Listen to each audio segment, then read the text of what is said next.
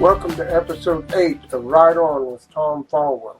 This episode, I have the author Ilana Maletz with us for an interview and some great book readings and reviews that I'm sure you will love. Before we begin, here's a word from one of my wonderful sponsors. Are you a new indie artist looking for a way to market yourself? Maybe it's time to go indie now. Go Indie Now is an online platform that highlights, fosters, and supports indie artists of all art forms. Our shows on YouTube do everything they can to bring an audience to what you're doing. So head on over to goindienow.com, find our channel on YouTube by searching Go Indie Now, all one word, and remember, it's always time to go indie now. We'll see you there. I'm starting a new feature with this episode that I'm sure many authors will find quite interesting. I'm now offering a professionally recorded book reading using a female narrator and voice acting for both male and female characters. Here is a small sample of such a reading. This reading is a short clip from my Stormguard serial that appears in SciFi magazine. Part 6 of my serial will be coming in the July edition of the magazine, and this excerpt is from that. I brought you a visitor, Lahash said with a wicked smile.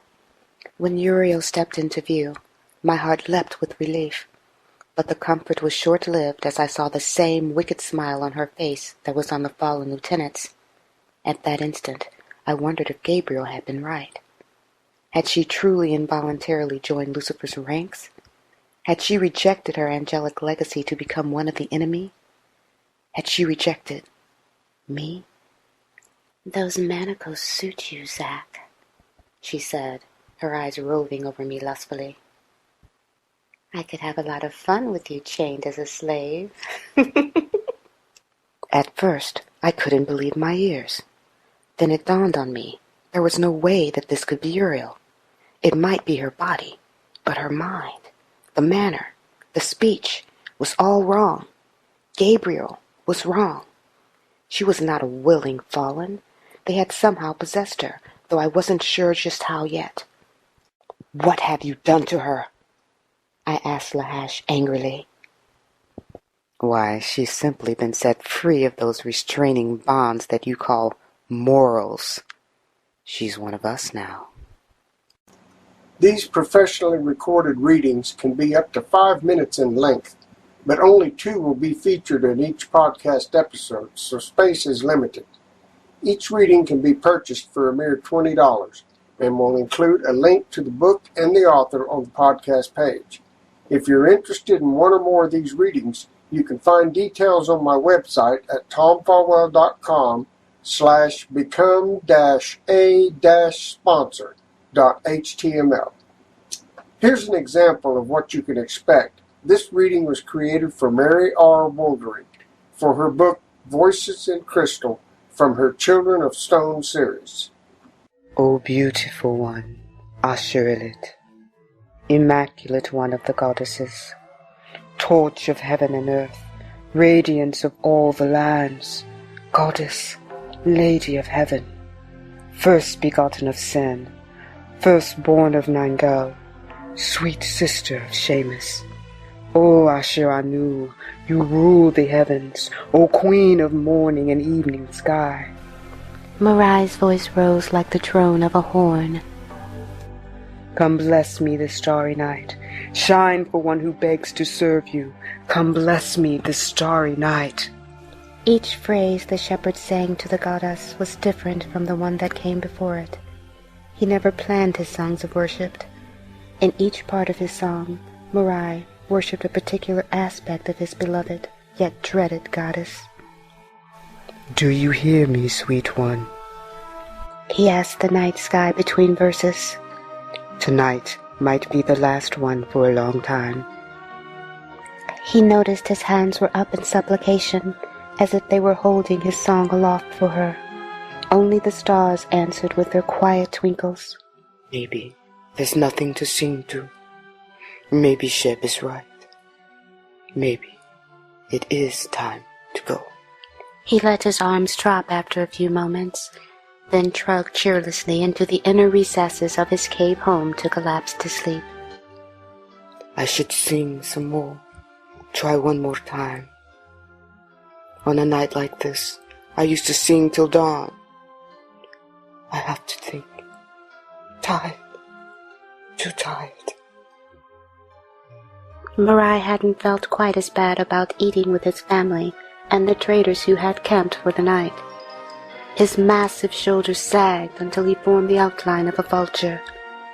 Stepping outside, he sat down on the stone ledge that formed a natural porch before it fell away into the craggy descent. It's you, my bride of a summer, buried by the time of the misting snow. The shepherd mused, trying to look at the makeshift pole to Ashira and the softer place in the shadows. He couldn't see it in the dark cave, but he knew his wife lay there, the bones of her arms embracing their baby girl born still, as she herself died. Ilana, I've been here feeding your ghost and quietly watching the sky. Marai reflected. He shunned the company of the travelers who moved through his family's way station on the Copper Road, seeking shade, water, and supplies as they headed west to Kemet and parts north. Tonight his thoughts weren't so solidly on the goddess, even though he sang heartily enough to her. He was singing a farewell. It still hurts my heart to go. The big shepherd rose and began his song again. As he sang, he paused from time to time to see if anyone from the encampment below was annoyed by the melodious baritone he sent up beyond the heavens. You change our fates. Evil turns to good. I have sought you for so long amongst the gods. I have offered all to you. Come bless me this starry night. You change our fates. Sweet Asherilit. Asherana. Evil turns to good. I have sought you for so long amongst the gods. I have offered all to you. Come bless me this starry night.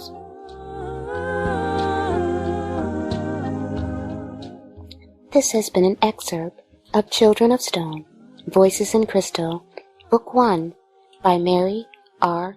Woldering. Here's an excerpt from a book by Newland Moon called Rites of Erdron. This excerpt is entitled Friendships. Friendships. Zrans adjusted the embroidered collar, angling in front of the large mirror. Though his hands trembled, it was barely noticeable. He was not whole, not completely, but he was stronger and continued to improve with each cycle. The thought of that truth caused a smile to find his handsome face. The thought of Itanya caused that smile to grow. "Haven't you admired yourself long enough?" He chuckled, turning toward the door. "Have you forgotten that it's considered a great slight to keep your prince in wait?" "You're never late," Aldrin said, pouring a glass of Tergonian lava wine and reclining on the divan. "Besides, my lovelies were demanding. Was I to leave them unsatisfied?" he asked, feigning a pout. "These lovelies of yours desire much, I think. Soon one might succeed in winning your heart, or at least in getting pregnant." Aldrin lurched forward, spitting up his drink. He coughed violently as the strong Tergonian wine burned his throat. Zrans laughed, tossing him a towel. "Your jokes used to be funnier," he said, wiping his face in uniform. "And you used to be more cautious. Was one scare not enough for you? Do you truly wish a wife and heir so soon? Am I to neglect the young lovelies vying for my affections? There are many, and not all who petitioned were fortunate enough to be accepted into your larynge," he winked. "Not even I attempt to please more than one at a time. That's because you're a pampered prince, whereas I am a warrior." They both laughed as Ron stood, attaching his cloak. "Warrior or not, your duties as P1 outweigh— well," he paused, glancing down, "any other thing. Forgive me. What's of such importance? I thought you'd be spending time with Itanya. It looks like she's crafted another garment for you." "She did," he smiled, adjusting the collar again. "However, the matters of Triaxion take precedence over even my own desires. Lizaean will arrive soon. and I'd like to coordinate a shipment of isotopian filaments. Lysaean? I thought the Dracian Rift wouldn't be passable for another lunar cycle. That was due to a buildup of solar radiation, but the danger has passed and they're currently en route. Aldrin leaned in close, whispering, "Have any females joined his crew?" "Not as yet." "Don't be so anxious to meet the females of Cunituan, my friend. They're unlike any other you've known. Besides, most female Srots retain higher positions in Adnamax. Cunituanian females are the leaders of their species. Not many accept assignments on vessels. Well, unless they're in service to Prahl to Caton's royal fleet. A woman is a woman. Allow me the opportunity, and I'll prove who the leader of their species is." Srans chuckled, shaking his head. "Enough of that. I've an important assignment for you. The Cunituanians will remain for at least 14 cycles, and I'd like for you to see to their needs. Me? P2 is better suited for such tasks. I belong at your side, not cosseting planetary liaisons. Cosseting? I wouldn't allow the Cunituanians to hear you say that. It's not cosseting, or a demeaning assignment. I need someone that I can trust to attend them properly. They're familiar with you and complimented the arrangements you've provided in the past. Certainly a mighty warrior such as you should have little trouble accommodating the formidable Srots of Cunituan." "Formidable is an understatement, Srans.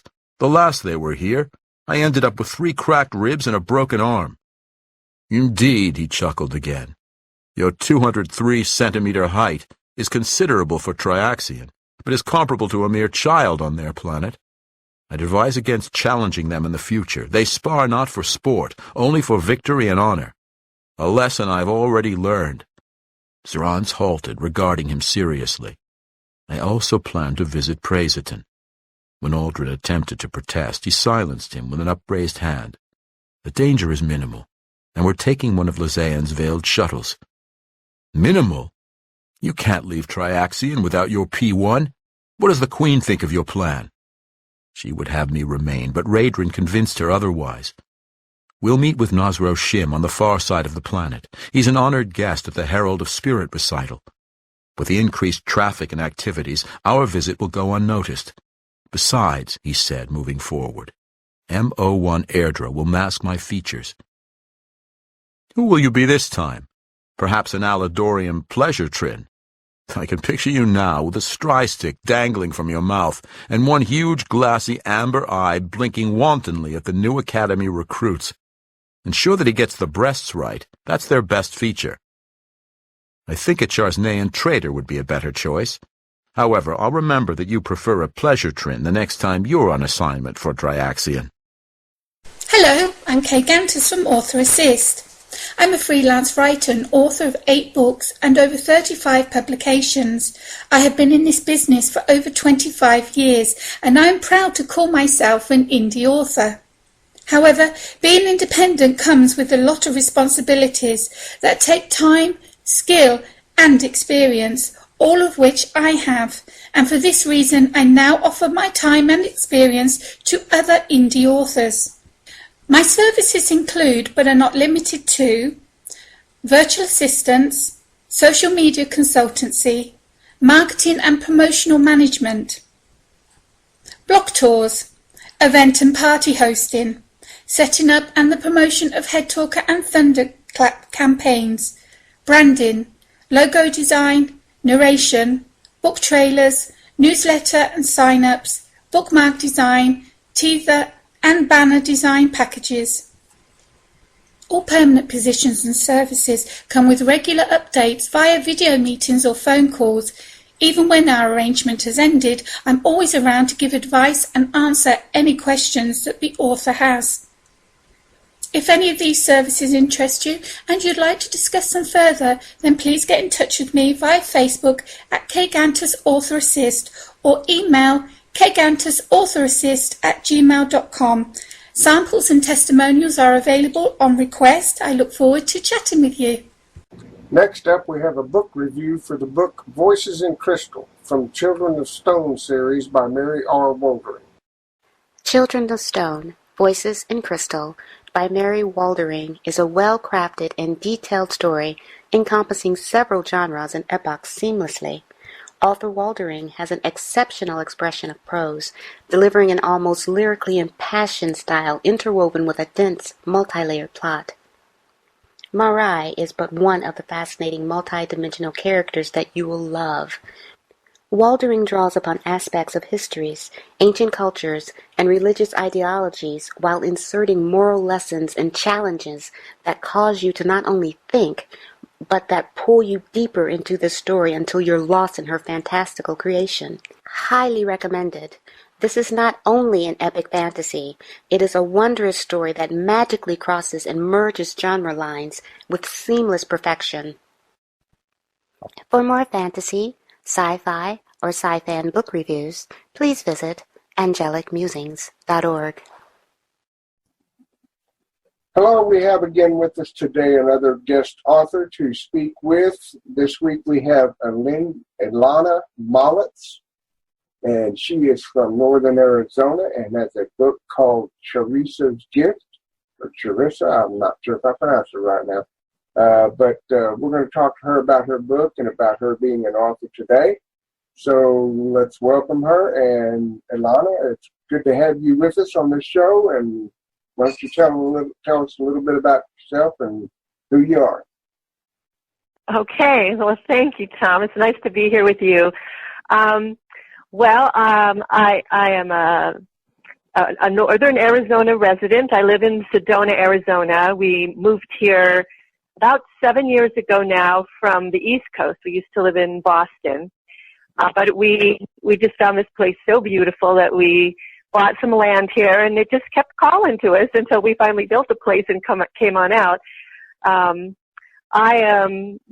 am 58, or 59 now.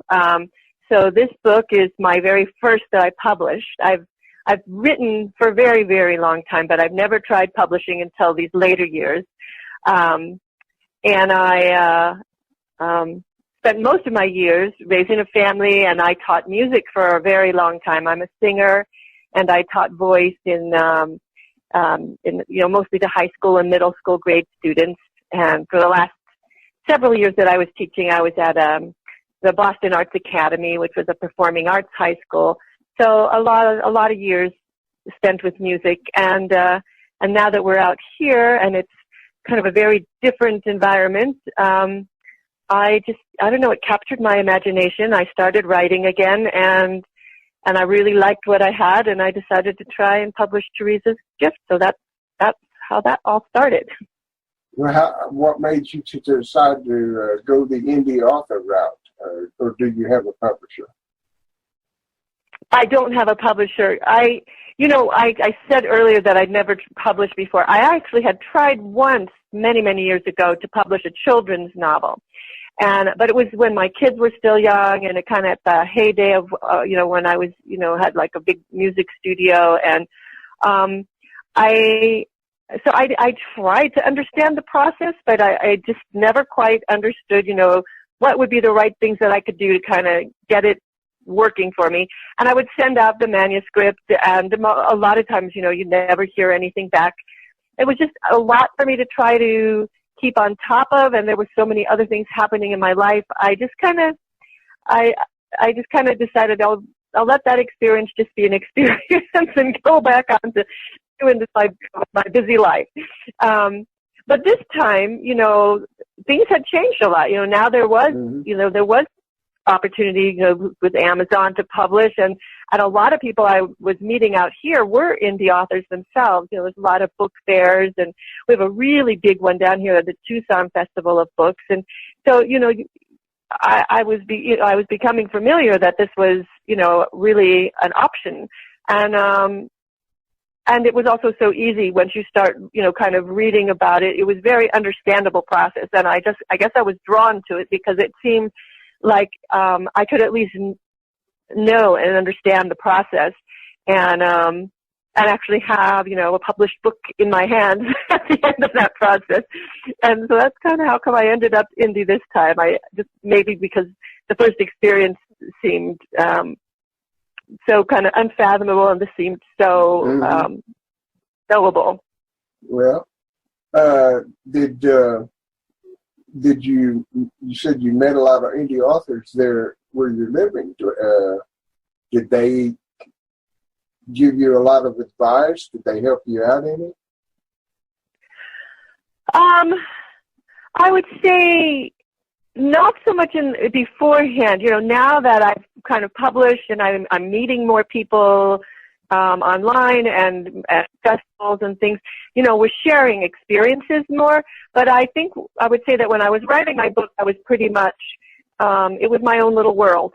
And I would occasionally mention to people that I was writing a book, like my librarian, and she was always happy to, find resources for me, or every now and then she'll just come up with one and say, like just last week, she handed me one. I had told her I was looking for stuff from this one ethnographer, anthropologist his name was Cushing, and he had done a lot on the tribes in the region here, and particularly in the Hopi. And she found this little document that was just amazing. I had seen a lot of research about what had happened to the Hopi people around the time when the U.S. government kind of forced put their children into Indian schools, and it really started kind of interfering with the way of life of the Hopi Pueblos. But I had never seen like this. I knew something had happened to the town of Orabi and that it had split up, and I knew there'd been some division within the tribe. But this was Cushing's explanation. He was actually there. He was actually complicit in what had happened. So, I mean, I had thought of Cushing as being this expert, and as I'm reading this, I'm going, oh my goodness. I mean, he had been trying to get them to give him things to the, national history in Washington, because he was fully anticipating that by the time they were done, the tribe would no longer exist. He was trying to preserve the story of who they were, so they were still a living, breathing tribe. And he was right there when the army came in and took away all of their leadership. And it was this decision, some of the tribe decided, well, with that much firepower, we're just going to go along with it. There were others who wanted to resist, and it split the tribe in two. So it was that moment in time, which is really this critical moment in time. And it was in the words of somebody who was really involved in it. And I just couldn't, it had been sitting in a little library in Dayton, Ohio, and she had found it and, and said, what do you think of this? So there's always a lot of people out there who, when you tell them what to do, and they can be amazingly helpful. Yeah. Your book, now, let me make sure I'm pronouncing that right. Teresa or Chira, is that correct? Teresa's Gift, yes. Teresa's Gift. And this is historical fiction. So tell us a little bit about your book there. So the story begins, Teresa's a Hopi medicine woman, and she lives in this pueblo called Holtville. Now, Holtville came about when Orabi kind of fell, when the government came in and there was this split among the Hopi. Some of the more rebellious ones who did not want to accept these edicts coming down from the government moved to Holtville and started their own government in Holtville. So a lot of the Hopi youth had been sent off to Indian boarding schools, but not the ones here in Holtville yet. And so the government sent in soldiers to forcibly take those children. So the story begins several years after her son has been forcibly removed to the Indian school. And he has been in the Indian school since he was 12, and he's now 18. And he's graduating high school, but he has, he no longer really knows where he belongs. So he questions his traditional beliefs and cultures, but he can also tell he doesn't really fit in with the white man culture. But he's been offered, one of his instructors has a ranch outside of Flagstaff, and he's been offered a job on the ranch, and he decides he's going to take it. And she decides to go with him. Her life changed dramatically the night that the soldiers took her son, and certain events happened that kind of turned her into an outcast among her people, and so she figures her best course of action at this point is to go with her son and try and help her son find his way, because she's sure at some point he's going to kind of have to figure out where it is he really does belong. So this decision profoundly changes everything for her and for her son. And it's the beginning of a story that goes on from each generation. She's got these unusual healing gifts, just paranormal healing gifts beyond, just kind of what normally would have been experienced in the tribe. And each generation, her son, and then, or she ends up having another son as well. So there's, the two boys, there's grandchildren. Each generation inherits an aspect of this gift. And it's a powerful gift, and it comes with a lot of responsibilities because it has the power to do great good, and it also has the power to harm. And each generation has to kind of come face to face with that and make a decision. How are they going to live with this and use it and create a good life for themselves and the people around them. So that's the gist of the book, and it all takes place, here in this area of the northern Arizona. It's, the beautiful red rocks and the snow-capped peaks and the sacred canyons. It just takes place in all these beautiful areas spanning all these generations. So I think, it brings northern Arizona to life quite a bit as well. The history of it comes to life as well as this story as it unfolds. What is the kind of the time period where this is all taking place? So the story begins in 1898. Okay. And goes from 1898 all the way through to the end of World War II. Mm-hmm. And it's almost almost like a series of short stories, so that they're all connected because it's all the same family. But each section of the book, the point of view shifts to a different generation of the family and their challenge with the gift that they've inherited. Mm-hmm. What was your inspiration for all this? Well, there were a few things.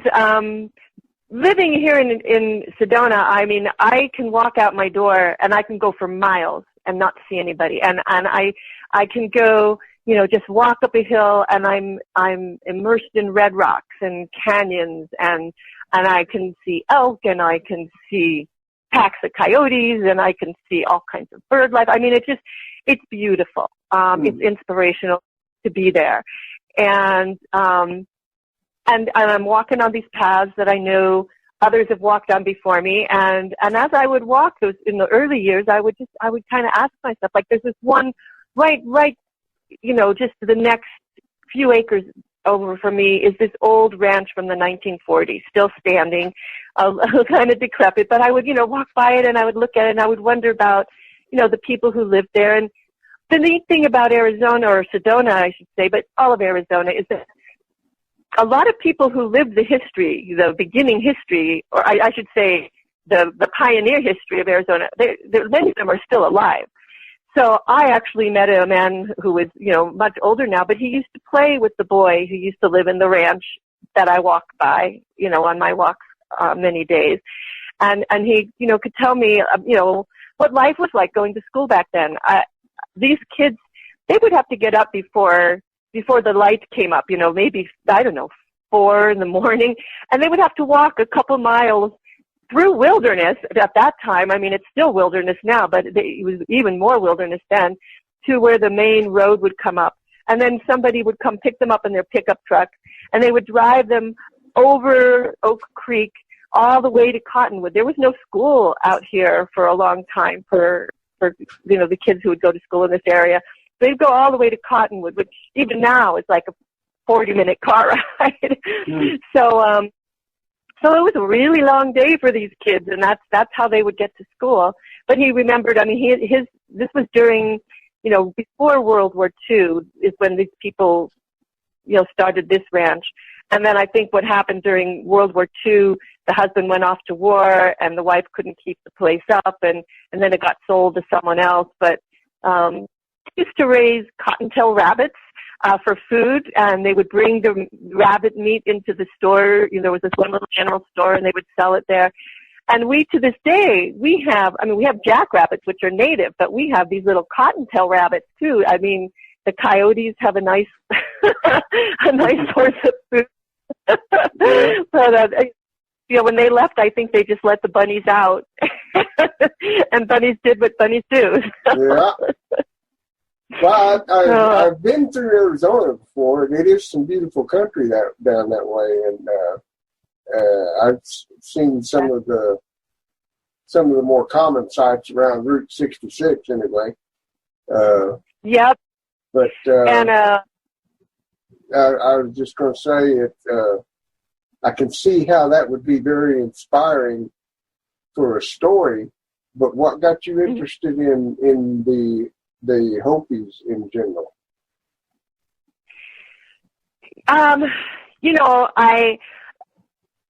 I think I'm trying to think why because I in the end I've been I have a few tribes that end up featuring prominently in this book, and so Okay. Hopi are one, the Navajo another, the Havasupai are yet another, and I think the Hopi originally I just was very drawn to their culture. And it's a very rich culture, and they have these like dances out on their mesa every year, and they have this rich tradition of the kachinas. And, when you walk through any of the shops here in town, you'll always see different little like statues for sale that are of Hopi kachinas. They had this very rich Pueblo culture. They were very civilized, and when the U.S. government came in, they assumed that all of these tribes were primitive, and that what we knew would be better than what they knew. But the Hopi, the Havasupai too, have been around. Like 1200, like I'm trying to think if it's 1200 AD. I mean, it's over 1,000 years. I mean, their presence in the United States is much older than the white man's presence. And they came from, South America, Central America, so from cultures that also had long and rich traditions and history. So I just found them fascinating. And in fact, a lot of the lore around here suggests that the Anasazi were actually, that the Hopi are descendants of the Anasazi. Mm-hmm. I guess I've always been interested in ancient cultures. I've had a fascination with like archaeology, and it was just, I think probably that drew me to the Hopi first, because it's just such a rich history, and one that is really predates most other history for the United States. Yeah. Have you always been a history buff? I have. I have always loved history. Okay. Do you have any plans for any other books? Or is there going to be any continuation of this, or do you just have other ideas? Well, I am currently writing a companion book. In this book, each generation kind of has a voice as the story gets told. Mm-hmm. But her son, Ahote, the one who was taken off to boarding school, when I got done, I had several people say to me that we didn't have enough about what happened to him. And actually, his story is incredibly interesting, and I realized they were right. He ends up, through a series of events, going to live with the Havasupai. Now, the Havasupai live in the Grand Canyon. And as I say, they have lived there for, around the same time that the Hopi, around 1200 AD, I think is the year. Yeah. So they've been for a really, really long time. And so his experience with the Havasupai was one that I really felt I needed to tell. But what I love about the Havasupai, what makes their story so interesting, is what happened, especially around the time that we formed the Grand Canyon National Park, because the government wanted, they wanted their land. They have some of the most beautiful lands. When you go down to Supai Village, there's like these series of 3 magnificent waterfalls that fall down into the Colorado River, and just above those is where the village sits. And running through there is this turquoise blue water. It doesn't even look real. When you walk into the Havasupai reservation in their village, it's like walking into Shangri-La. It's this little primitive village, and it's snuggled under these tall canyon walls. I mean, beautiful tall canyon walls. And there's these 2 stone pillars that stand guard over it, and that they have deified. That they say, the spirit that protects the people are in these pillars, and it's like walking into another world. And this is what happens to Hota. He walks into this other world, and they are a people who have a long and rich history and tradition of, shamanism and magic, and it just, so I'm in the middle of writing book 2 right now, and I'm just having so much fun with it. You sound like you have a real passion for this, and it make just your descriptions kind of make it sound very interesting.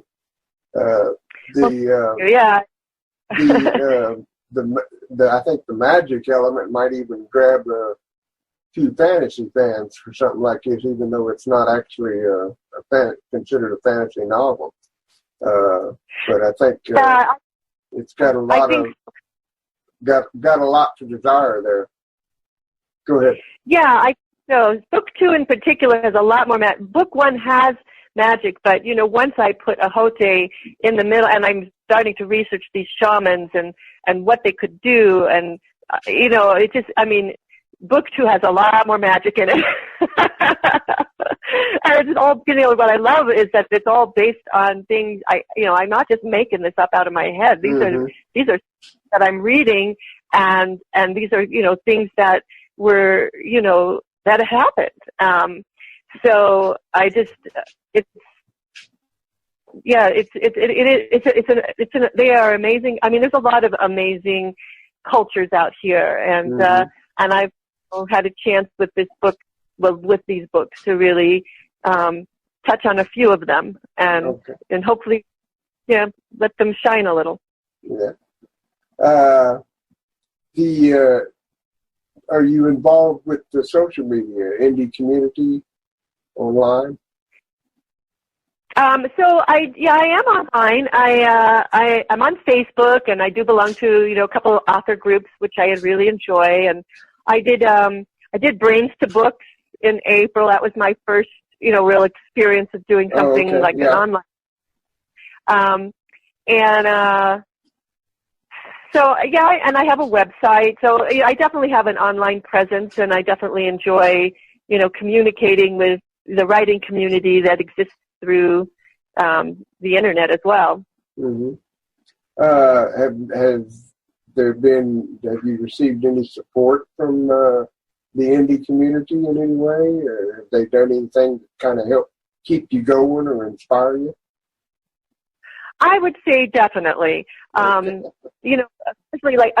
Especially getting ready for Brains to Books. I really am not that technologically savvy. I can do some things, but I was being introduced to things I had never thought I would even want to use or try. I really didn't even know how to do them, and I had so many people just taking a lot of time with me and helping me get set up for that conference, and a lot of friendships kind of developed over that. And I do find, a couple of the writing groups that I belong to online, whenever you have a question or, all you have to do is put the question out there and people will answer it. And I've kind of made my kind of goal to, make sure I always give back to the community. So I have a bunch of books. Yours is one sitting in my Kindle right now, but I keep going through. I try to do at least one a month where I read someone's book and I write a review for them and I post it. And I just kind of feel like the community's been very supportive to me, and I want to do my part to be supportive back. So that's kind of, I do feel like this community has that kind of vibe about it, and it makes me want to give back. Yeah, I understand. It takes an introvert author and turns them into an extrovert. It does. You really can't stay in your own little world. And writing can be that. To get the writing done, I kind of feel like I have to, wall myself off for a little bit, protect my time, and just get it done. But, then there comes that whole other side, which I never considered, which is marketing your book. And that does, like you say, it requires you being a real introvert and a spokesperson for yourself and often person for other people who've been helping you along the way. And so it definitely does push you out of your comfort zone and encourage you to try new things. Is there any particular method of marketing that you found more effective? I'm still trying to figure that out. I would say, I would say the one thing where I notice I always get a nice little, at least I can tell that people have checked out my website or they've checked out my author page, is the indie publishing magazine, Claire Plaisted's magazine. Anytime I've written something in that, I have noticed afterwards that I do get a little more interest. So, but I'm talking on a pretty small level. For me, if I get, let's say 10 hits on my website a month, then that's about, unless I'm really doing something, involved in something like, for a while, at the Brains to Books, there was a little bit, trying to think, there's been a couple of times where there's been a big push for something, and then it would go for a little while, and it'd be more. But to just have people kind of just find me, I found that that's probably been one of the better things I've tried.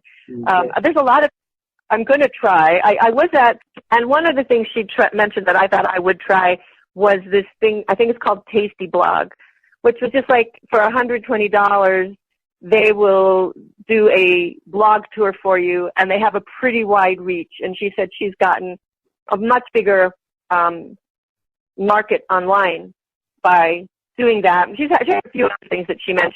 A few things I'm going to try with book 2 that I didn't know about in book 1, and I'm hoping that that will, help me extend my reach further than I was able to with book 1. Okay. Well, we're going to run out of time, so I want to thank you for coming and joining me on the show today. We're going to have a link on the podcast page to your author page on Amazon and to your book, and make sure everybody that comes to listen to the podcast will be able to find you. And we look forward to seeing more of you online, and good luck with your books. Thank you. Same to you, Tom. C.G. Blade's pseudoverse novels are a sarcastic look into mankind's race to develop the first conscious artificial intelligence and achieve singularity. The problem is that most of the runners in this race are sadistic, hell-bent on destruction of DNA as we know it, and have a fondness for those missing a Y chromosome. Why, you ask? From cobalt to crimson to emerald, this is one wild, mysterious roller coaster ride as a hidden puppet master is slowly but surely gaining ground on humankind. C.G.'s newest novel, Onyx, goes back 26 years before Cobalt and explains the beginning of it all. Will humanity finally become steady? Tropa is all around us now as heliotrope starts to take shape. We hope you enjoy this little slice of science fiction heaven which fuses historical science fiction, satire, horror, and plenty of hidden Easter eggs along the way. Join us in liberating the pseudos from Pseudosynth Press Publishing. That's all we have for this episode of Right On with Tom Fallwell. I hope you enjoyed the show and will follow the podcast. I'll be back in 2 weeks with more interviews, readings, and reviews, so be sure and tune in. Also, please visit our Facebook page at facebook.com/rightonwithtom and like the page, and if so inclined, give us a rating. Let me know what you think of the podcast. Until next time, be sure to write on.